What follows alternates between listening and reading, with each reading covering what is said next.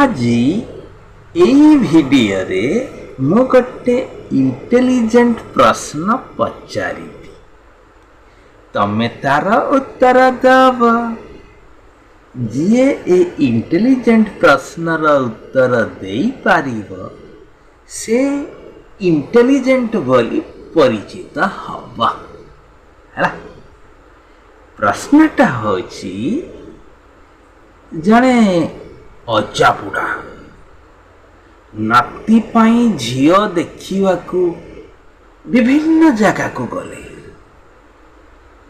ଆଜିକାଲି ତ ଝିଅମାନେ ପାଠଶାଠ ପଢ଼ିଲେଣି ନା, ଜ୍ଞାନ ବଢ଼ିଛି, ବୁଦ୍ଧି ବଢ଼ିଛି। ତେଣୁ ଅଜା ଆଉ ଇଏ ରନ୍ଧାବଢ଼ା ବିଷୟରେ କିଛି ପ୍ରଶ୍ନ କଲେନି କି ପିଠା ତିଆରି କରିଛି କି ନା ସେ ବାବଦରେ ବି ପ୍ରଶ୍ନ କଲେ। ଗୋଟେ ଅତି ସାଧାରଣ ପ୍ରଶ୍ନ ପଚାରୁଥିଲେ। ଯେ ଝିଅ ସେଇ ପ୍ରଶ୍ନର ସଠିକ ଉତ୍ତର ଦେଇପାରିବ, ଅଜା ସେ ଝିଅ ସହିତ ତାଙ୍କ ନାତିର ବାହାଘରଟା କରିବେ ବୋଲି ସ୍ଥିର କରିଥିଲେ। ଏମିତି ଭାବରେ ଅଜା ବୁଢ଼ା ବିଭିନ୍ନ ଜାଗା ଯାଇଛନ୍ତି, ଅନେକ ଝିଅ ଘରକୁ ଯାଇଛନ୍ତି। ସେଇ ଗୋଟିଏ ପ୍ରଶ୍ନ ଅନେକ ଝିଅକୁ ପଚାରିଛନ୍ତି, ହେଲେ ସଠିକ ଉତ୍ତର ପାଇପାରୁନଥିଲେ।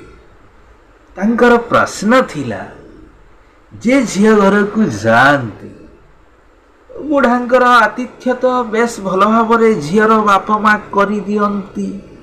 ତାପରେ ବୁଢ଼ା ଝିଅକୁ ଡାକି ସାମ୍ନାରେ ବସାନ୍ତି, କୁହନ୍ତି ତୁମ ଝିଅକୁ ଡାକ, ଏଠି ସାମ୍ନାରେ ବସି ଟିକେ ତାଙ୍କ ସହିତ କଥାବାର୍ତ୍ତା ହେବା, ଟିକେ ଜାଣିବା ତାଙ୍କର ବୁଦ୍ଧିମତ୍ତା କ'ଣ ଅଛି, ତାପରେ ଦେଖିବାକୁ କେମିତି ଏସବୁ ଟିକେ ଜାଣିବା, ତାପରେ ସିନା ମୁଁ ଗଲେ ନାତିକୁ ଏସବୁ କଥା କହିବି।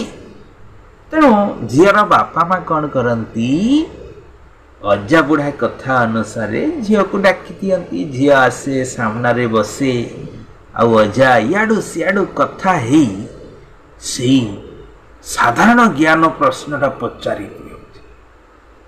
କ'ଣ ସେ ପ୍ରଶ୍ନ ପଚାରନ୍ତି? ଆଚ୍ଛା ମା କହିଲୁ, କୋଉ ମାସରେ ପିଲାମାନେ କମ୍ ଖାଦ୍ୟ ଖାଇଥାନ୍ତି?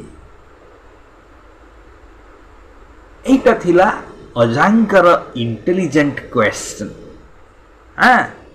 କ'ଣ ପଚାରନ୍ତି? କୋଉ ମାସରେ ପିଲାମାନେ ସବୁଠାରୁ କମ୍ ଖାଦ୍ୟ ଖାଇଥାନ୍ତି? ଝିଅମାନେ ସଠିକ ଉତ୍ତର ଦେଇପାରନ୍ତିନି। କିଏ କହେ ଖରା ଦିନକୁ ଭିତ୍ତି କରି ଏପ୍ରିଲ ମାସରେ, କାହିଁକିନା ଏପ୍ରିଲ ମାସ ଭୀଷଣ ଖରା, ଭୀଷଣ ଗରମ। ଏ ଗରମରେ ପିଲାମାନେ ଖାଇବାକୁ ଖୋଜନ୍ତିନି, ତେଣୁ କମ୍ ଖାଆନ୍ତି, କିଛି ଝିଅ କହିଲେ।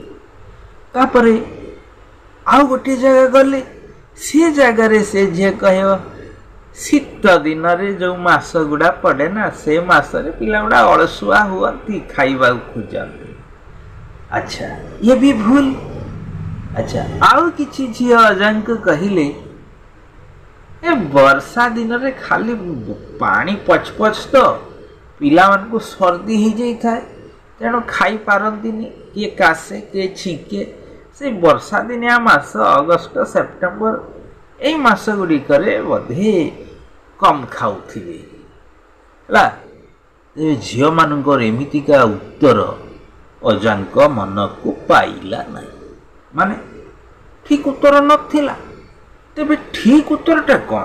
ଅଜା ଯେଉଁ ପଚାରିଛନ୍ତି କେଉଁ ମାସରେ ପିଲାମାନେ କମ୍ ଖାଦ୍ୟ ଖାଆନ୍ତି, ସବୁଠାରୁ ଅନ୍ୟ ମାସ ତୁଳନାରେ ସେ ମାସରେ କମ୍ ଖାଦ୍ୟ ଖାଆନ୍ତି।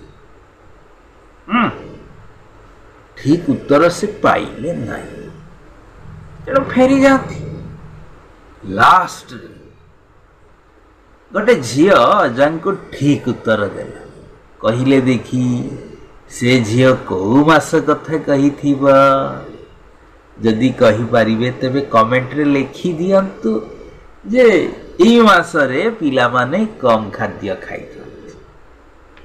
खाली मासर नाटा कमेंट बॉक्स रे लिखि दियंतु देले बुझी जीवा आपण मानकर इंटेलिजेंस केते लेखन्तु लेखन्तु मु तो कहिबी उत्तर मु कहिदेबी आपण माने लेखन्तु को मासरे पिला माने अन्य मास तुलना रे कम खाद्य खाई था केवल मासर नाट लिखिबे अलग किछि लिखिबे कमेंट रे लिखन्तु हौनी तेबे मु कहूची सुनन्तु जदि डिसेम्बर कहवा डिसेम्बर टा हबनी कहीं डिसेम्बर मास केते दिनिया गणित जनवरी फेब्रुआरी मार्च एप्रिल मई जून जुलाई अगस्त सेप्टेम्बर अक्टोबर नवेम्बर डिसेम्बर 31 दिन आइला 31 दिन खाइबे अन्य मास जोड़ा 30 दिन अछि 30 दिन खाइबे किंतु फेब्रुआरी मास 28 दिन खाली पिला कण वयस्क मध्य फेब्रुआरी मासरे 28 दिन खाती ते को मासरे अन्य मास तुलना रे कम खाद्य खाइले फेब्रुआरी मासरे जदि आपण फेब्रुआरी मास कथा लिखिथिबे तेबे मु आपण माननको इंटेलिजेंट बोली कहूची हैला फेब्रुआरी मास 28 दिन अन्य मास गुड़ा 30 दिन या 31 दिन तेणु 30 दिन खाइबा 31 दिन खाइबा किंतु फेब्रुआरी मासरे देखला को 28 दिन खाइबा जो वर्ष अधिवर्ष पड़ी जाई था से वर्ष 29 दिन खिया हुए